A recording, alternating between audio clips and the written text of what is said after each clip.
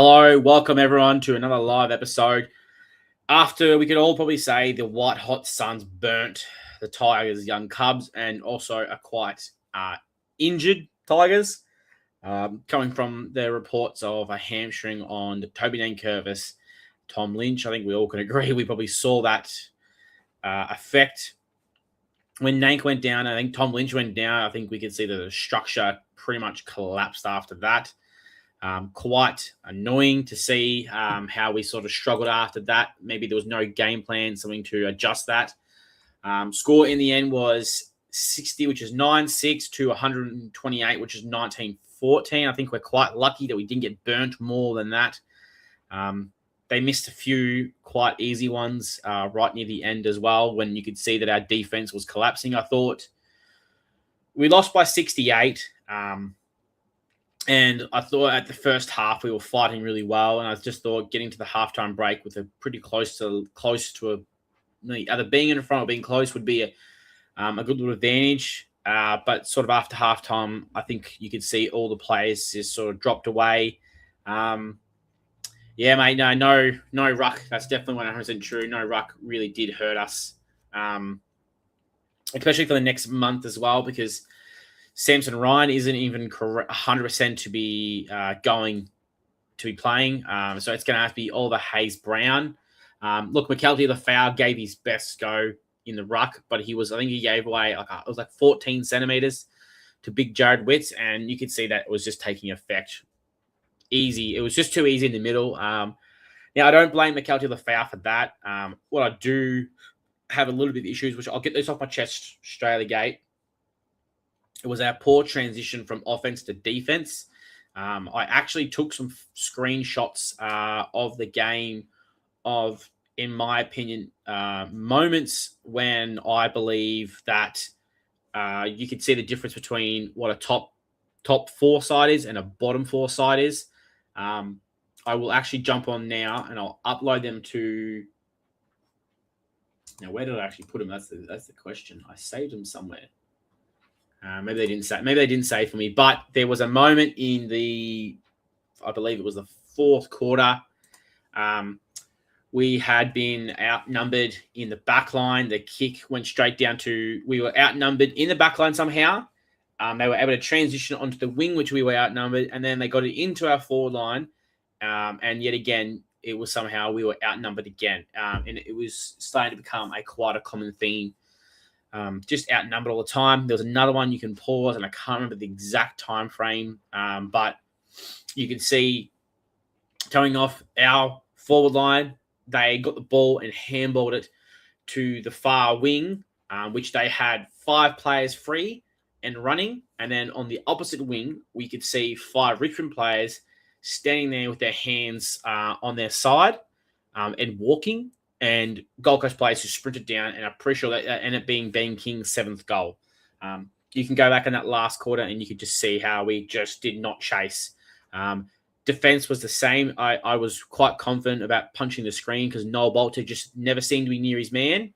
And when you did see him, he was barely on the screen and he was too far behind. And then it left Nick Flostone or as Tom Brown or Nathan Broad taking on 2 players. So that one really did start to irk me. So, okay, so now what do we do? What about to say about Richmond's fitness department? I do agree. It's hard to say if it's just the fitness department or it's the aging players, because you got to realize that Nank's 33, Tom Lynch 33. Is it just the old bodies finally giving up? But something has to be done because now we don't have another ruckman at all, like a real proper genuine ruckman. And I had said during the offseason, they need to go after even just a backup ruckman right now, just in case. And they knew these rules were coming in, that they're going to get rid of the sub rule. And it did concern me that we didn't go after a ruckman. Like, it don't have to be expensive ruckman. It just has to be someone.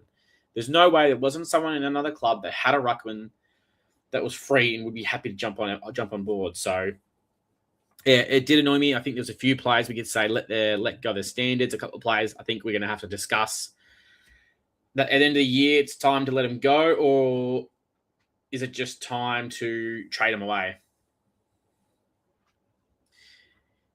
Yeah, I do agree. every year we seem to be losing players. So I don't know.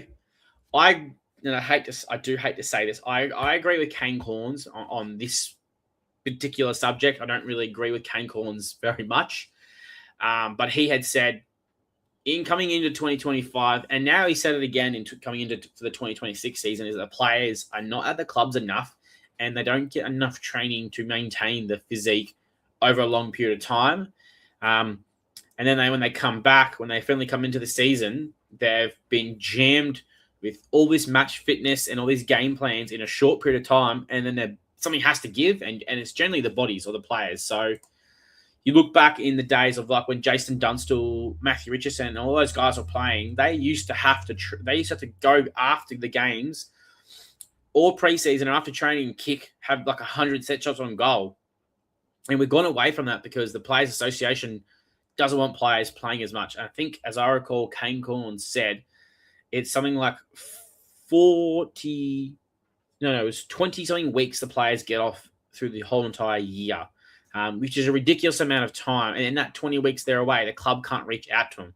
So in that time, you got to trust that for the 20 weeks, these players are getting paid a lot of money to play football, are going to maintain their fitness and not come into the season underdone. So I have queries on that as well. Is that another side effect of why players get injured more than they used to? Because it seems to me like every year players are getting more and more injured. If you go off, was it Callum Archie did a hamstring? And now we've had Tommy Nankervis, Tom Lynch. There's 3 hamstrings in less than 24 hours of 2 games.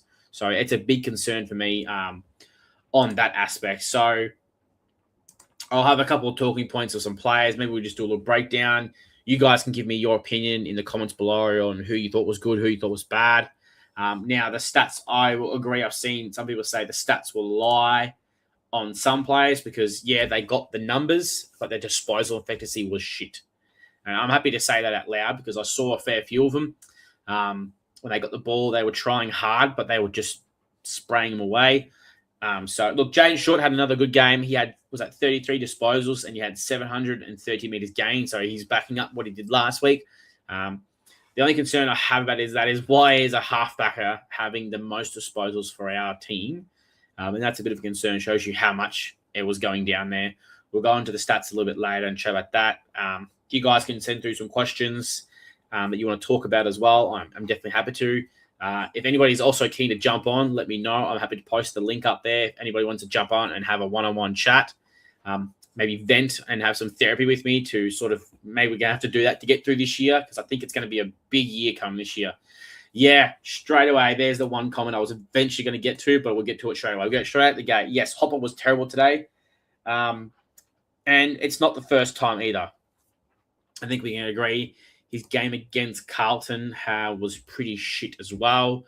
I'm not sure if he's carrying an injury. It does concern me how he seems to be he's lost any speed. Like he didn't have much speed. It seems like he doesn't have that. He seems like he panics a lot more than he used to. Sort of just kicks the ball. The games against the Carlton, there were so many times where he could have had 4 or 5 steps to settle, to look in space and kick, and he just threw him in the boot. And it seems to be the exact same thing again. So I asked the question to you guys, does he go to the 2s, or is this going to be a thing where we have to deal with it through this year? Come end of the year, we look to try and trade him away. Now, people will say, oh, who would want him? You might have to give up, you give up, we're going to take up like a late 3rd round pick or something like that, and we take a bit of his salary to get rid of him. I'm not actually against that. Sort of at the same time, you'll lose Prestia, so your midfield of experience will be Ross and Taranto. And I'm not against that because we didn't see much of Sam Lawler in this midfield. And that really started to piss me off because he was so dynamic when we were playing against Carlton in that midfield. You could see they were actually trying to be aware of him. And he had a few clearances, like 4 or 5 clearances or possessions in that middle where it seemed to open up the game for us. And I get why they didn't. I understand the whole idea of leaving him in the forward line because he can go forward and he can create goals and mismatches because he's such a tall but powerful, explosive young player. But it left you weak in the midfield, and we saw that if you don't have at least one dynamic midfielder, we get cut open because Hopper and Taranto and Jack Ross and Prestia, all 4 of them are not a dynamic midfielders. They are just sort of one-paced hack kickers. Now, Prestia is probably the best out of all three of those other guys. He's probably the best kick, and you probably saw a few of them in today's game. But Taranto, Jack Ross were just butchers today, and Hopper as well. So I remember seeing Tig say that don't get too excited about Jack Ross's game. I know he was in the 20s at the time, but a lot of his kicks were just to nothing, down the line, high, the old Tower Terror kicks where you're putting your forward under pressure because they're not going to always outmark somebody. And especially against Gold Coast's defense with Sam Collins, like he was just spoiling those.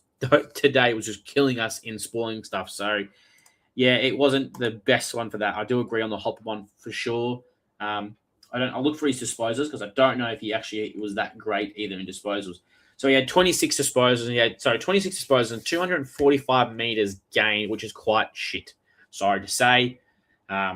Jack Ross wasn't any better, so he had 24 disposals and there's 247 meters gained from midfielders. To me, who should be a lot higher.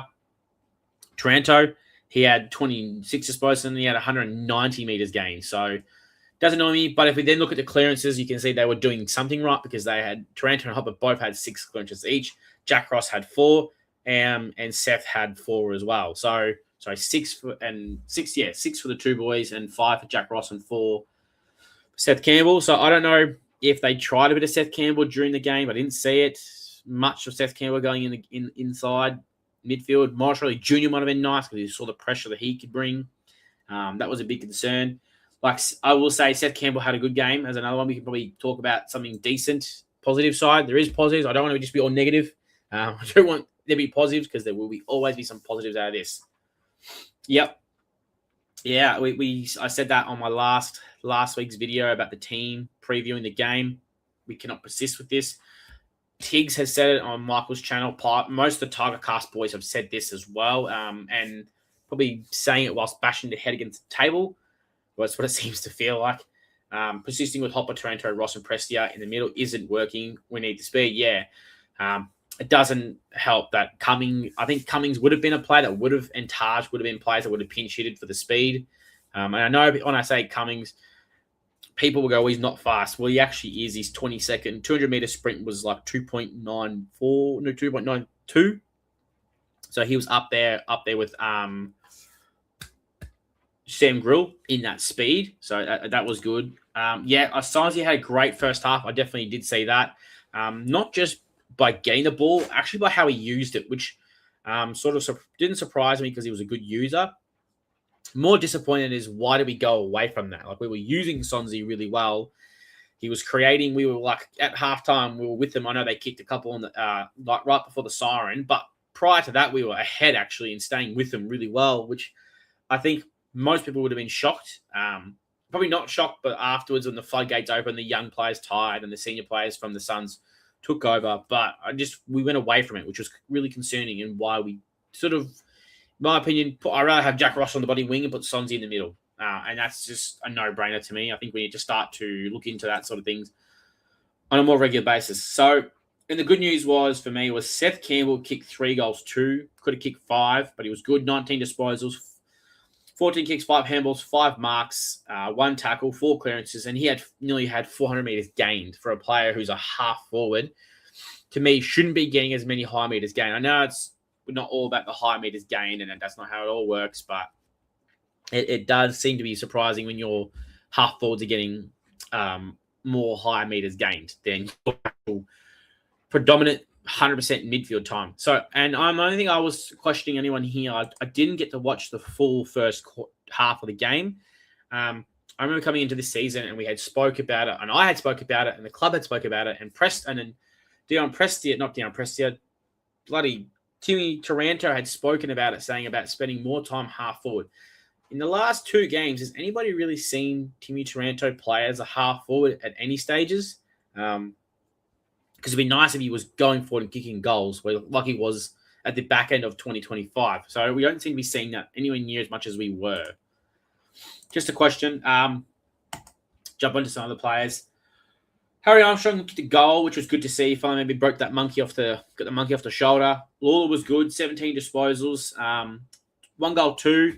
So you can see why they weren't in forward, because that could have been the same as last week, 2 goals, 1. But it shows you that he's an average player who can get 16 16 to 17 disposals, maybe even more, and a goal or two a game because he did create them because he had 3 shots on goal. So that's a slowly little cleanup thing. I think we'll see it in the next coming years. And really, it's not bad for a second-year player if you think about who's come off a hamstring injury and he's now averaged 16 to 17 disposals and over a goal a game. So just imagine how good Sam Law is going to be when he's had 2-3 preseasons under him. 50 to 75 games as well. And I reckon it's going to be a few games where he's just going to tear them apart. So, look, we are going up against the Nepo babies in the Gold Coast Suns. I had this conversation with my wife, and she's like, why is Gold Coast so good? And so you got to realize most of these guys are starting to get to that 75 to 100 games. Plus, they've got a lot of veterans that have played that 150 plus.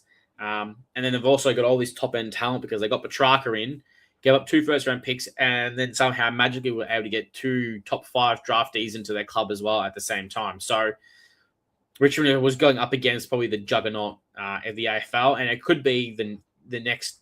Harley could win 2 to 3 flags with these guys with the way they're playing. They just got to get themselves to finals and prove it. So it is quite crazy how good the actual Gold Coast Suns are. Credit to them and the AFL. The AFL's made sure that the Gold Coast Suns were not going to be in the bottom of the ladder anymore. Johnny, who else had a really good game? Get the comments, put them into the comments below. Some of the players that you think had a really good, even first half. Rioli was good. I did love that actually. We could probably talk about that one. Rioli tackling Rioli. I did see the end of the game interview. Apparently, Damien Hardwick said there'll be a meat platter to both Riolis. That if you get tackled by Rioli, you have to give them the club give them a meat tray. And then I think they said that the most people who will love the tackle will be their family. Probably going to hang some shit on Daniel Rioli for being chased down. But it's sort of, to me, that's come his niche now. Considering the fact that now I know people say, "Oh, Rioli should get more disposals, kick some more goals, not just tackle." If you're a club and your coach comes to you and says, "Hey, if any of you guys get tackled by Rioli today, you're going to have to pay for breakfast or whatever the deal was that Harwick had," that shows you that they're aware of who he is and what he does and what he brings to the game. And that is a positive side for Maurice Rioli Jr., in my personal opinion, because now the last 2 games he's taken out 2 players as well. And to me, it's starting to turn eyes on not just the Richmond inside the Richmond's 4 walls, but also the social media. The commentators love it. They see you got to be careful. If Rioli's lurking around you, be very wary. He's going to get you if you take too long. So that was a rip of a one. There's a few times with Rioli, he just wasn't clean enough to pick it up. Against, I think it was like Mac Andrews on the wing. I would have backed him with his pace, and him and Seth would have been a bit of a 1-2 punch to get it off that far wing. I know the game was done and dead at that time, but I didn't want our boys to take the foot off the gas because I wanted them to still understand that you got to run the game out, whether you're losing by 60, 70, 110. I want to see Adam Uze come out and say, look, we weren't good enough. We played 2 good quarters, which is good because last year we can all agree we only played 1 good quarter and that's it. So we're evolving. We are evolving. I will not say that because you can also see what the game plan is. You can see what they're trying to be, but the club and the team itself is just not quite there for the experience as well to deliver it. A few times they made the right switches. Kicks just weren't quite accurate, or they were a slightly risky 2 kick, and they were easily killed by the Gold Coast, and they ran away. So, look, it is what it is. We got here. Don't mind someone like Kelly Fowles' efforts. It was hard, yeah. And look, that's what he brings. Like, he's a solid boy. Like, I love to know what he weighs. He's got to be 110 kilos of just absolutely fuck you muscle. That rugby, when he ran through the player, had 1 player on him and still took the other player down. I love that, a bit of physicality. Hey, showing you boys, just get hit hard, it's fine. I don't think he did anything wrong to lose his spot. I don't think he will.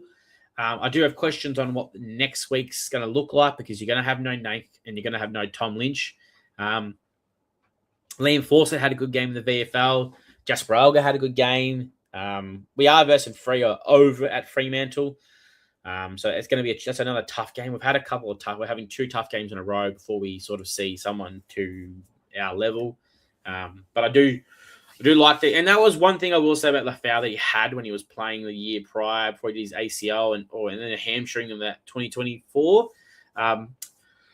He was a good kicker goal. I will give him that. He's got the right motion to kick through the ball.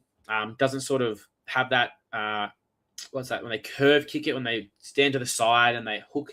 So that's it, the hook kick. And I like where players don't have the hook kicked and they sort of kick through it. Lawler kicks through it as well. I don't think it's working for him. I'm thinking Makelti Lafau is going to have to do pinch hitting ruck again next week because I think Jonty will come in for Tom Lynch. Oliver Hayes-Brown will have to come in my opinion, for Toby and Curvis because Samson Ryan, even if he is now clear, if he will be cleared to play for next week, he's not going to have enough match fitness. So it's going to have to be Oliver Hayes-Brown. And then Jasper kicked 5 goals, 1 in the reserve. So I would love to see Jasper Alga get a game. I'm not sure who Jasper Alga would come out for. But I had said during the week that I thought we were too slow. So I don't know who comes in to go into the midfield, but our midfield needs to change. I'm not against I don't want Presti to go out. I think Presti did enough today's game to keep his spot. I don't think he was a horrible player. I think he did 18 disposals and a goal. So it's a midfield kicking a goal, which is really good. But Hopper has to come out for sure. Hopper has to be out, and they have to bring in pace. So maybe Kane McCullough if Kane McCullough was out with an illness, maybe it's Hopper comes out and Kane McCullough goes into the midfield. He's faster than most boys in that midfield, just as Kane McCullough alone. And it probably shows you what we need to be drafting for speed as well in the midfield. Maybe we see a bit of Grill come in and play a bit of midfield time as well. So it's a hard one to call. It's really hard to assess on that as well. So, that was nice. That was a good drink. Here we go. What do you got? Fawcett Elder, should get a call up. I don't know I honestly don't know what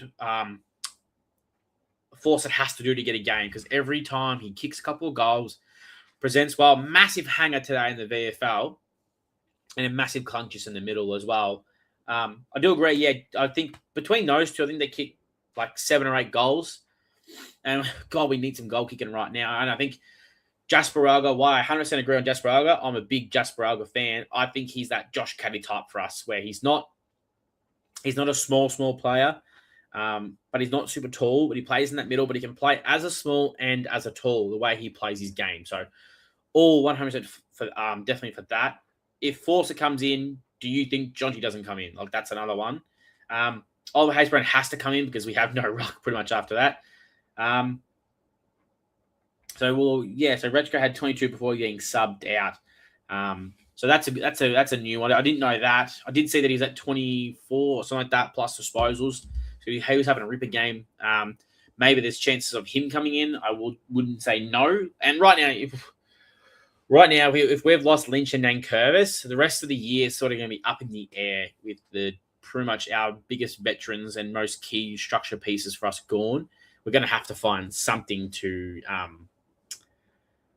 balance this shit out because it's going to be carnage, I think, for us in the next coming week, especially against Fremantle. That concerns me with no proper ruckman, considering Luke Jackson would be going up against a debutant ruckman, and that's a big one. So I've got the disposals up here. So we had 330 disposals to their 385, and at one stage I saw we were actually winning. I don't know what we were doing at the time because I was at buying a clothes for a wedding, but it did look like we got the ball back on our terms, and it seems like we just sort of drifted away a little bit, which is below our season average as well. Not by much, just 12 disposals, a little bit less. But kicks, they won kicks 221 to 186. Handballs, they won, which are going to be most disposals anyway because they dominated by a fair bit, 144 to 164. We were right on our average for handballs. They were a bit down, so there were a lot more kicking for them. They sort of cut through us with their kicking. And that is a credit to Gold Coast Suns. Their kicking was elite. They didn't miss many of their targets. Or if they did, I don't think it was because they didn't kick it to them. It's the player didn't run to the right spot. Like Ben King kicked 7 goals and Just couldn't drop one. Inside 50. So look, their average inside 50s for Gold Coast Suns was 64. We kept them to 61. Our average is 48. We were down to 36. So we dropped off a lot compared to last week. So last week we had 60 inside 50s, and we dropped down to 36. So that's a big drop off, which means there's less opportunities for the small forwards and the big forwards to get goals, even stop it, lock it into our forward line as well. Disposal efficiency 72 to 78. Inside 50s 41 to 57, and that's the inside 50 efficiency. Free kick count, we actually won, which is a surprise. That normally never bloody happens. So you can start to see a little bit here where, wow, this is actually quite surprising to me. So we lost the hitouts 27 to 24 to 37, which wasn't surprising considering, Nang pretty much went down. I think it was like just midway through the third quarter. So we saw about a quarter and a half with no Toby Nankervis. No surprise, the Wits probably just turned it on and cooked us. But one thing that did surprise me, so clearances, we won 38 to 27. And then center clearances, we won 14 to 12. Stoppages, we won 24 to 15. So you would think generally when you're winning clearances, center clearances, and stoppage clearances means you have the ball more. So that sort of comes down probably to what we were bloody doing with the ball. What the hell are we doing with the ball if we're winning clearances, stoppages, and center clearances? Is that showing you that our midfield just isn't up to par to the standard of an AFL game? Because I swear if that was the other way around, that wouldn't be a 68-point loss. It'd be pushing towards 100. If they were to win that much stoppages and clearance work, we would be cooked. So I don't understand where we went wrong with that and why we couldn't control the ball. Is that the Taranto, Hopper, Jack Ross just butcher kicking it and it going to nobody and straight back to their defense? Because their defense just seemed like they were having a field trip with us. So I don't know how you bloody go with that, because you look at that. Wow, that's a lot of marks. There we go. So someone watched it. It's a disposal out of the clearances. So many hat kicks. Yes, thank you. So it's the same thing as last year where we just get the ball and we just butcher it and just hit it far and high as we can and going to no one. That's why I have my concerns with Prestia, Taranto, Hopper, and Jack Ross. The four older veterans just don't have the right disposal efficiency, and I think we're going to have this discussion sooner rather than later, that the days of being a inside mid who gets the ball and just kicks it is gone. That congestion game is now starting to be gone. It sort of needs to be handball the player out, open run, kick it inside, deliver inside 50. You need to have more speed and better disposal efficiency, because it is now getting to the stage where our midfield, I think, is what's going to slow our progression down, because the players will get so used to losing, and they're going to learn off these young players learn off these older players on how they kick it. Because Kane McClaw started doing that last week, and it was a bit of a bugbear of what I said during the preseason, which he was normally really good for the year prior, where he didn't butcher kick it. He sort of lowered his eyes, found the target and kicked it. And last week, it felt like he just put on the boot and thumped it high and far as he could, where that's what Taranto and Hopper and sort of Prestia has sort of started to do. Prestia never used to, but you can see with Prestia, the age has come and he's starting a bit too slow. So my question will now to be is at the end of the season, I know it's only round 2, and that's what I saw. Someone said you could see the young players getting tired and slowing down, not being able to keep up with them. And my only concern is it's round 2. Like if we are at round 2, tired already and exhausted, when Gold Coast has already played 3 games and we've only played 2, we've just come off an 8-day break. I'm concerned about our fitness group. Why are we so exhausted already? And I know we're young, but in 2 games into the season, we should not be this tired. We should not be flat track, just walking around and looking and watching other players just get the ball and run away. I'm so annoyed that I could not find that bloody photo. I thought I had saved it, where the players, like I'm telling you guys to all go and watch this. But let's look for something positive out of the game. I don't want to sit here and just be a negative Nancy, because it really does make it shit. So I would like to at least discuss maybe the first half before we end the show. Is everyone happy with the first half? Now, I know it ended bad at halftime. because it was at one stage when I looked at it, we were down by like, it was like 13. I was like, good. We'll give it a nice 13. Most people probably would have thought us being going at halftime, probably down by about 40, 50 points. But it was first quarter, 2 goals, 2 goals, 2, 14 each. Really happy with that. And we had a slow first 10 minutes and we sort of worked our way back into the game, which was really good to see. Sort of what we did against Carlton as well. We can see that trend. Then we were, I think, at one stage coming into the second quarter, we were matching the Gold Coast Suns, which was really good. Ball was moving. We were keeping up with their score. They sort of did chip away a little bit. I know that the last 3 minutes, they kicked 2 goals, which then turned it to 5 goals 4 to 10 goals 6.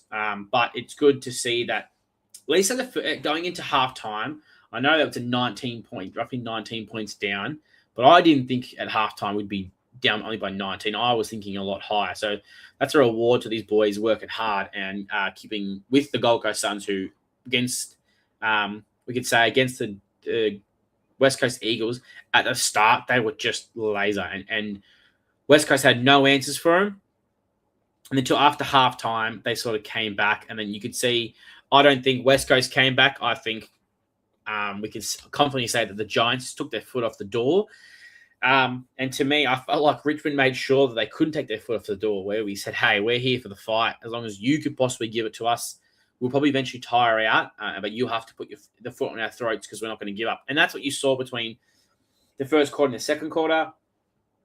Struggled a little bit in the third, but it was good to see we actually really did give our best go for at least 3 quarters. I can see, you probably say, if you think about it if you look at points per, like how the goals worked, we had one bad quarter at defending for goals. So first quarter they kicked 2-2. The second quarter they kicked 8 goals. What's that? 8 goals 3.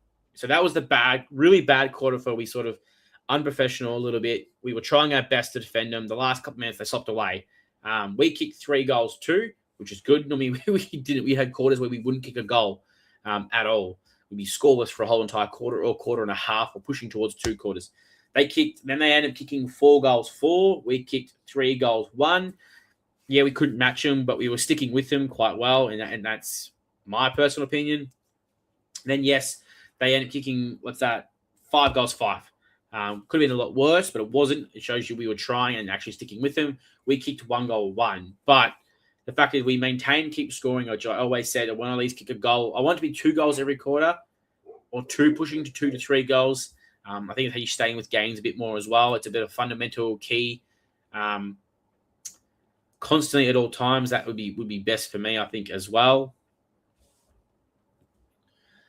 So look, it's a bit of positive. We've got to have some positives out of this game, and to me, maintaining a bit of score, pouncing along with them, taking the punches, and sometimes they punch us, we punch back, and then they punch back again. But as a young side, I like to see that we punch back every time. And I feel like if we could all agree last year, this wouldn't have been the case. It would have been 2-2, 2-2, third quarter, they kicked the 8 goals, and then second quarter, so they kicked the 8 goals, and then it goes, third, fourth, we just give up, and that's the end of it. That's the 2024 would have been even worse. We just would have stopped completely. So, Hopper and Ross are not the answer. Rather be playing Singsley. Yes, I 100% agree with that. I was saying it earlier, and I'll stand on this still. There's other players I think I don't mind having, if you have to sort of do it, and I get why you have to. Ross isn't a player that I'm negative on. I think he has other qualities, but he's not a predominant 100% midfielder. He's going to have to learn how to play like Lawler does, midfield/forward. He's going to have to, because he doesn't have a niche or a special ability that makes him a standout to be a one-way midfielder only. He doesn't have the speed. When he is around the ground, yes, he can mark the ball as well. So he can't stay there forever. Hopper is just, to me, he's just aging like milk, unfortunately. As a negative as that is to say, he's aging like milk and it's getting worse. And I think he's contracted until 2028, maybe even more. It could be pushing to 2029, 2030. So you're going to have to, we're going into the draft again. I haven't really deep dived too much into this year's draft. We're going to have to look into getting a midfielder. Zach Butters and Bailey Humphries are up there. and Zach Bailey as well from Brisbane, Gold Coast, and Zach Butters from Port Adelaide.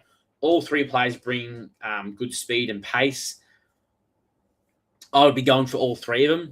You're not going to get all three of them. But if I'm Richmond, they could be players.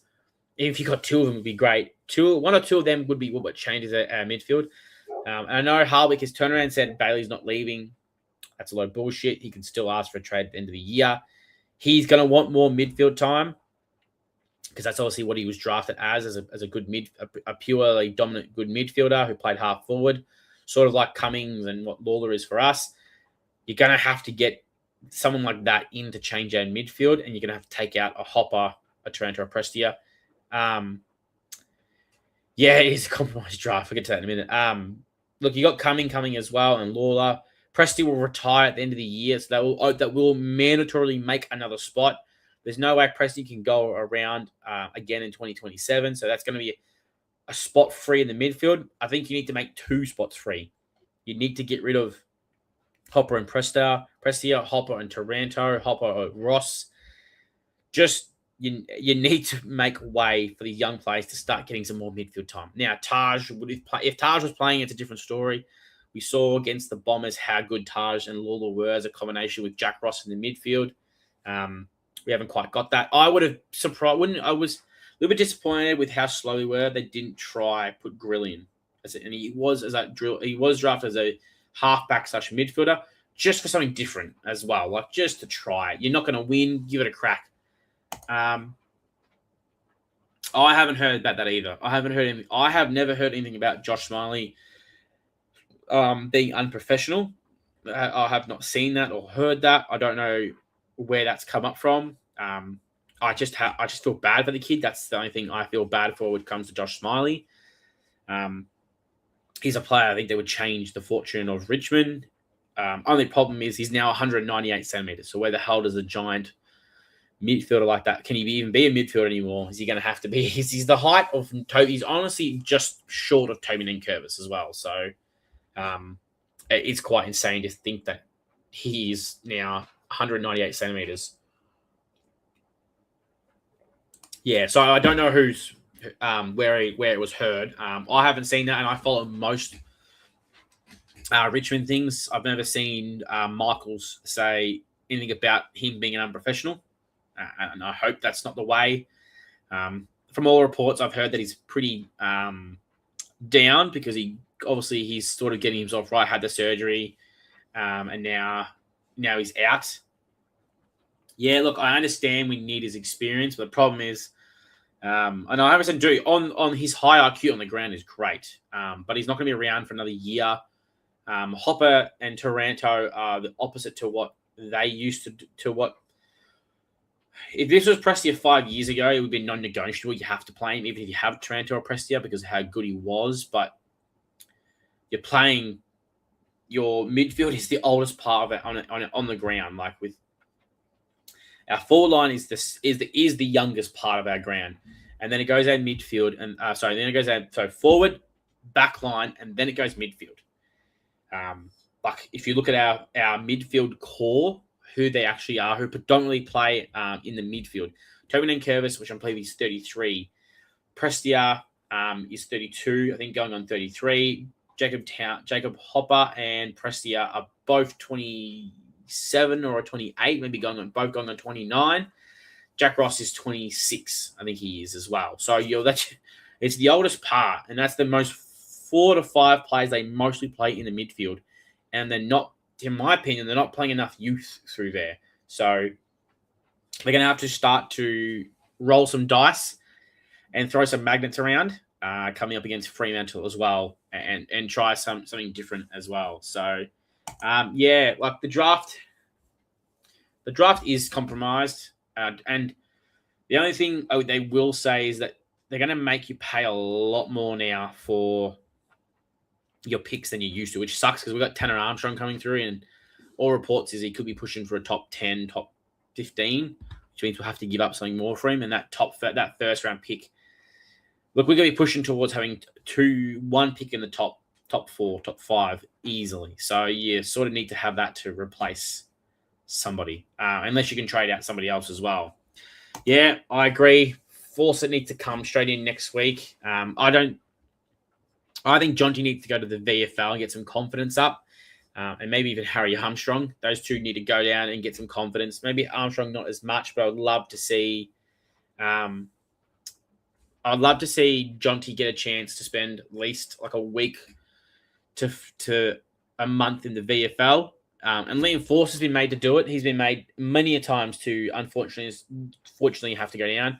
I mean, I think Liam Force is proving why he should be playing seniors, and he did. He took a bet on himself. He signed a 1-year deal to stay at Richmond to prove that he could play seniors.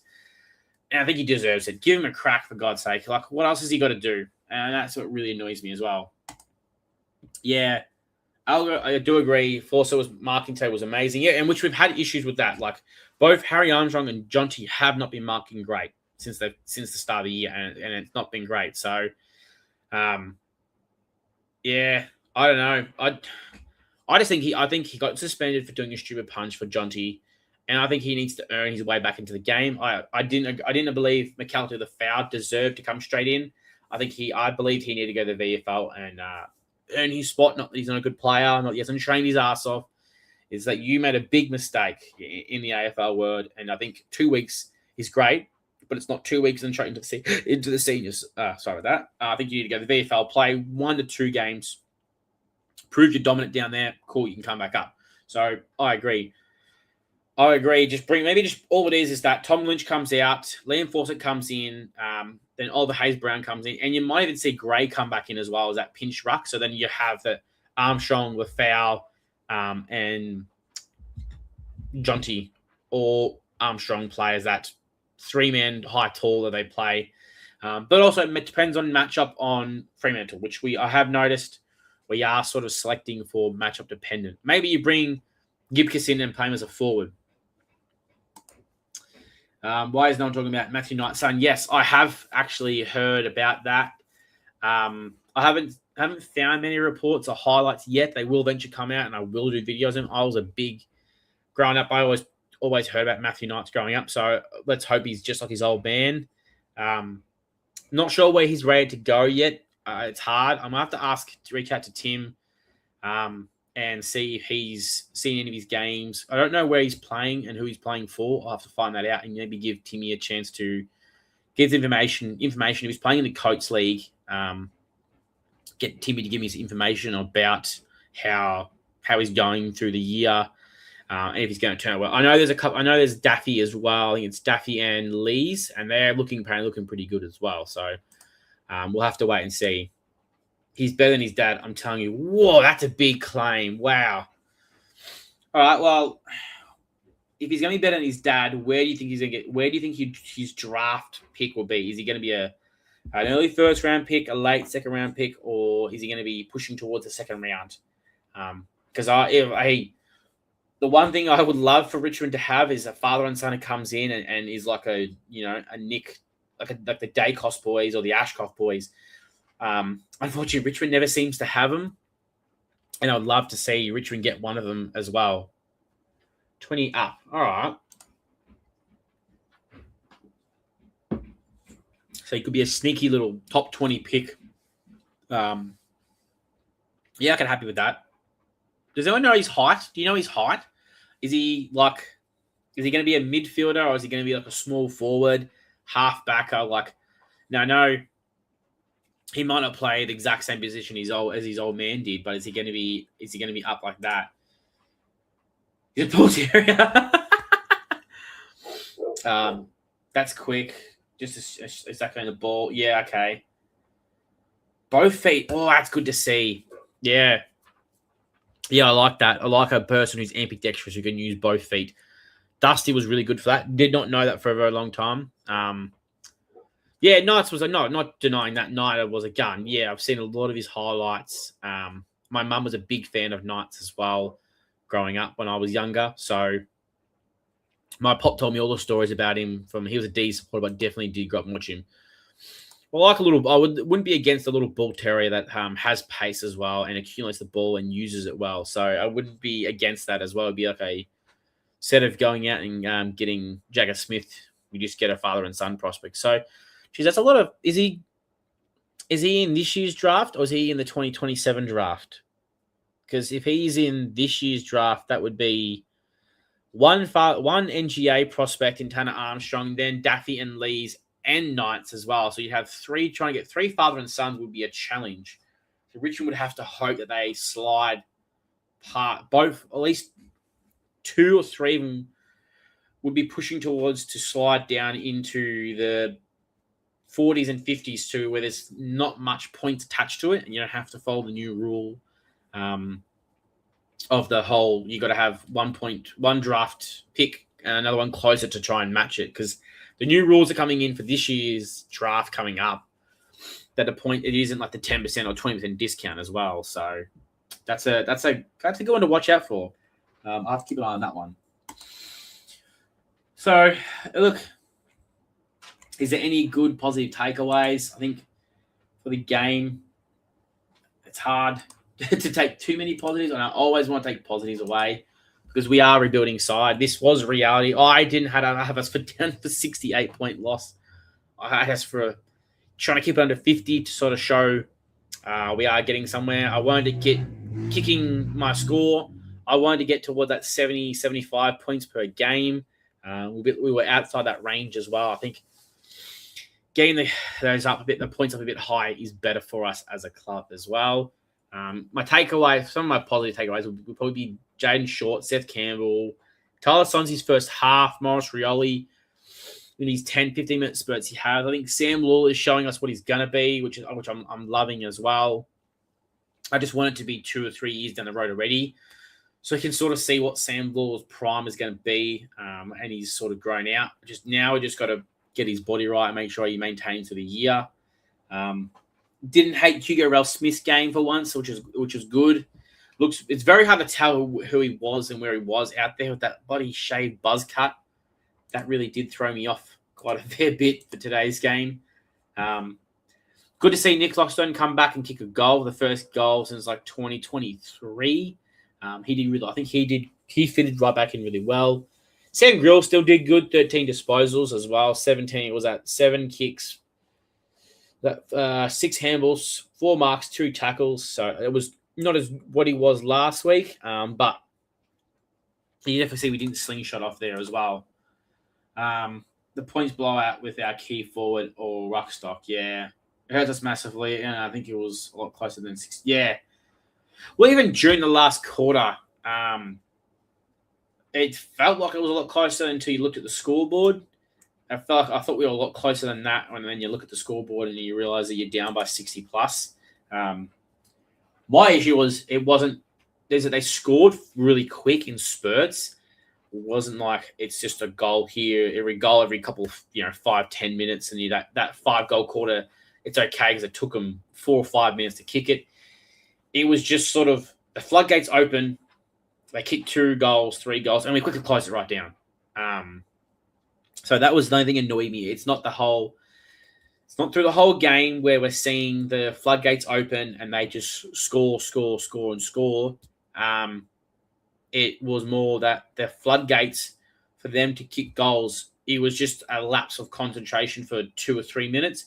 And for a bloody white-hot Gold Coast Suns, it was so easy for them to score 2 or 3 goals instantly. And now that come to a bit of it was discipline. I will say that. Many times where the ball was going into their 50, you could see Ben King was on his own or Ben Long was on his own. There was just too many alone players, and you're like, where's our Richmond? And the issue is when we went for the slingshot to go into the attacking side, when you turned around, we just didn't run the other way. So could have been bullshit stressed out. Yeah. No. I don't know. Yeah. I think because I knew we were going to lose, I wasn't as stressed out.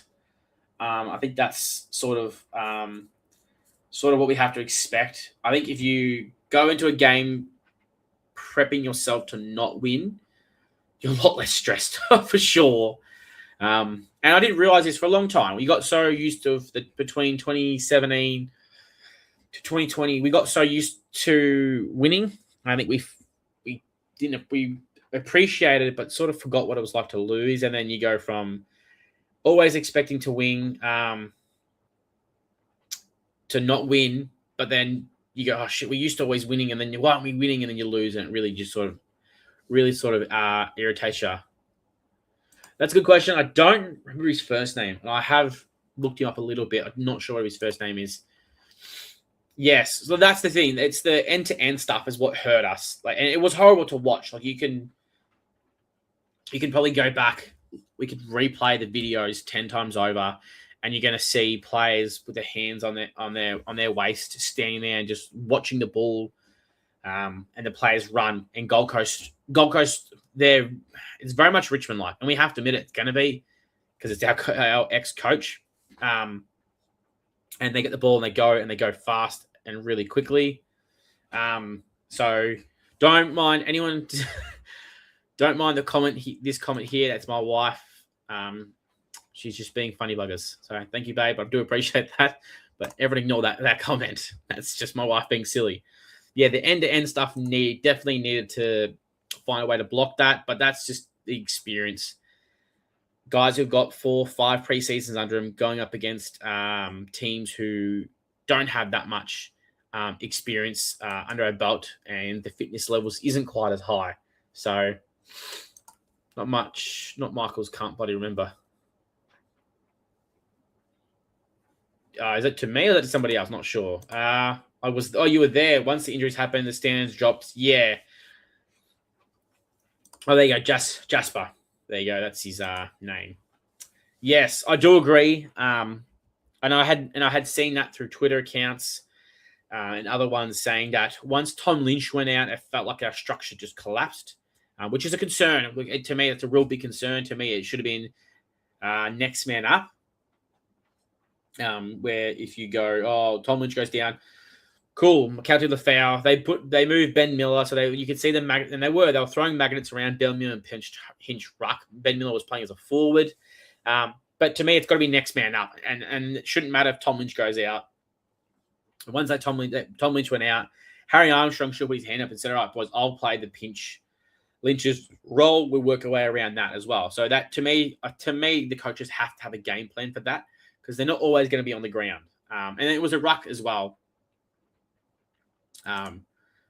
Yes, we can't complain. Wait 3 or 4 years. I don't think it's even going to be 3 or 4 years. If you go through most people who have discussed about Richmond, Buddy Franklin said it. Even the coach, Ken Hinkley at Port Adelaide, said the one club he'll jump on the line to coach would be Richmond. It's not that hard to see why, and I definitely agree. Look. The AFL has gone in to speak to Adelaide about how they rebuilt so fast, and they should probably going into and asking Hawthorn how they do it as well. And I think Richmond's following the blueprint of Hawthorn and Adelaide, maybe try and combine and work out what they both did and try and mix it together. But I wouldn't be surprised if this 2027, 2028, maybe more to the 2028 where we're pushing to go sort of what Hawks did in the last 2 years, start pushing up that ladder that now used to be the top 8, now it's the top 10. Maybe next year we're pushing for the wild card, 2028. We're pushing for that top 6. Because by that time, in the next 2 years, in the next 1 to 2 years, you'll have pushing towards, hopefully if you get full seasons into Sam Law, more games into Seth Campbell, you get more games into Grill, Cumming comes back or has his surgery, so he's done, work out what's the go with that. Taj Houghton plays some more games. Those guys will be pushing towards their 50 games, and then you're going out in the free market, you're bringing in mature age players that aren't too old, but they're not too young. They're in that 75 to 100 game slot, and they bring that next spark and leadership and speed and pace to develop your game. And that's the next step. And I don't think it's 3 or 4 years away, because if that's 3 or 4 years, if we're 3 or 4 years away from competing, in my opinion, that's pushing us towards a 6 to 7 year rebuild. And that's down the territories of North Melbourne. And the AFL doesn't want that. As much as people hate in my opinion, on Richmond, not us Richmond fans, we're faithful. We love our yellow and black. The other clubs hate us because once Richmond's up and about, we're a juggernaut. We are one of the biggest clubs in the competition. If you go off what Jack Reebok said, we're probably one of the only 2 big 4s that still exist in a powerhouse. As the AFL didn't like us when we were a powerhouse. It's just because we were too dominant and we had a few things in the spotlight that didn't like it. But I think in time we're going to be a juggernaut again, and they're not going to love it. So, and the AFL will love it because that means record sales, more TV watchers, more subscriptions will bounce back, and you'll start to see the fans spike again. I did have someone comment on one of my accounts saying that Richmond wasn't a big four. They only have like 60,000 members. And I was like, I think you forgot how big we really are, mate. I think we're like at 79 to 80,000. So, yeah. Not sure if we can get a win this year. No, I don't. I disagree with that one. Definitely agree. I can understand the disappointment on the game, but everyone's at the exact same thing midway through the year for West Coast. There's always a team that will drop off. It was said about us last year, and we did it. We're going to have a game. We're going to verse Melbourne. We're going to verse North. We're going to verse West Coast. We're going to verse Carlton again, I'm pretty sure. We're going to verse the Bombers twice. The Bombers haven't looked that great either. I'm not claiming they're any, fixes or the guarantee wins. But the bottom six sides, we should be in an opportunity to win. And we probably should have won against Carlton. And then we're going to go up against them again. And they may be a bit better and faster and stronger by then. But we also might be a bit more experienced, more games into these players, but more fitness as well. Yes, definitely. Discipline. That was a big one for today. It was a very big weakness as well. Yeah, I forgot about that. Port Adelaide. Well, I don't want to say pencil in. I don't like the idea of penciling in wins. It's never guaranteed. Never guarantee a win. You can definitely guarantee that as well. We proved that last year against other teams. You wait for Cummings, Smiling, Taj to come back in, and it's a completely different side. It is. And I think if you get Cummings, Smiling, Taj in, you have to look at where does the other guys go? Where does Taranto? Where's Prestia? Where's Hopper? If those three come in, there's two out of that three there are fast. Now, Taj isn't a Sam Grill's speed, but he does have the good footwork and the good pace to get around it. Cumming has the pace as well. I do agree. That's why you do a pencil, because you can rub it out. Good one. Oh, I definitely do like that. Yeah, a lot of soft tissue injuries. Don't understand what's going on there. I think if they don't fix up, I could agree with some people here that Circle will go. Too many soft tissue injuries. But that's not just in Richmond. It's now starting to spread across the whole entire competition. So I think there's a players' risk management, and I think things need to be looked at for Players Association and the AFL need to discuss about giving the clubs more access to these players for a longer period of time, not giving them so much time off. I think that's what kills us every time. Yeah, look, you got to say that. I just think it's hard to say. I just think Jonty needs to earn that back, in my opinion. For a stupid punch, which wasn't required, I think he needs to go back to the VFL and have a game where he kicks a couple of goals and gets his confidence back up. They did it last year to Steely Green, and I had called it for a couple of weeks. Steely Green last year. Start off good, slumped really bad for a while, and I said, put him back in the VFL, get him 1 or 2 games in the VFL, get some touches, some goals. He'll be confident, come back and kick goals. Do the exact same thing. So don't be surprised if Jasper Alga comes in next week. You kick 5 goals, 1. So if we don't bring Jasper Alga in or Liam Fawcett in, I'm concerned about what we're doing and why we're not rewarding these young players in the reserves just because you've got some senior players. Senior players can get out, bring the young ones in. Feel the old used to listen to Kevin Bartlett and Royce Hart on the radio. Oh, yeah, okay. That's old, yeah. I think I'm a 94 kid, so used to go to the MC. I even go to the MCG and wasn't fully developed. So I just watched Richo as my prime. So, all right. Clocking on right on an hour. I'll leave it at that. Unfortunately, it does suck. We did lose, but I will be doing a couple more videos during the week. Just a bit more reviews on the game, and maybe going back and watching the game and taking some notes. Sometimes it's a bit more refreshing once the game's over. And I will suggest it to everyone as well. Once the game's over and you sort of get that chance for the wound to heal from losing, it's always good to go back and watch the games again, and you can start seeing a bit more positives out of it as well. The only problem with all those years without flags still shits me. Yep, don't disagree. I used to go there and watch the Tigers lose, especially when I was younger, because my brother was sponsored by TAC, so we used to get the rooms with the glass and all the free food and all the yum stuff, and then just be going home sad because you watch your team lose again. Always here for therapy. I think therapy sessions are always the best. I'm happy to do therapy sessions. Sometimes it's good to let out the anger. Try and find the positives still in the game. I don't want to be us Richmond supporters being negative because this is a process. It's a slow process. It's a grind. We're going to develop, but end of the day, I think there are still some shining lights out of this game, and we're going to see some of these young players. I'm more looking forward to when we start seeing Richmond play up against teams that are at our level. And it feels bad because we went up against Gold Coast, who are probably the number one team in the comp, up there with the Western Bulldogs. When we saw what we were like when we played against someone at our level, guys, remember Carlton almost ended Michael Ross's career straight out round one again. So, it is what it is. Just one I will ask for everyone to do: go back tonight or tomorrow or on Monday when you've got that refresh mind. You've watched other teams lose. Maybe we watched Collingwood and Carlton lose, and we watched some people spit the dummies. Watch the game. Then you'll see some of the positives and the game plans and the styles and the things that they were trying to move. The Magnets, when they were trying to move them, and maybe there was a positive that you didn't see during live because you were frustrated and you wanted to punch or kick the TV or throw something at the window as well. So, yeah, Young's teams, Lynch, yeah. Oh, well, team's young, definitely, and Lynch lost, stuffed us up. It does. And it's no surprise, but as a club and as players as well, they need to step up when you lose someone like Tom Lynch because we're probably going to lose him for 4 to 6 weeks. They just released Archie from Adam Archie, is it? From the Potty Crows. He's going to be out for 6 weeks with he had a high grain calf hemi. So I don't know what the rating right now will be for Nank and Lynch. Hopefully it's a 3 to 4 week one. But no fingers crossed on that one whatsoever. We'll just wait and see how it is.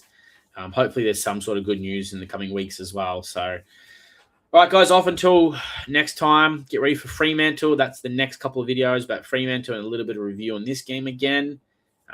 Until then, enjoy your weekend.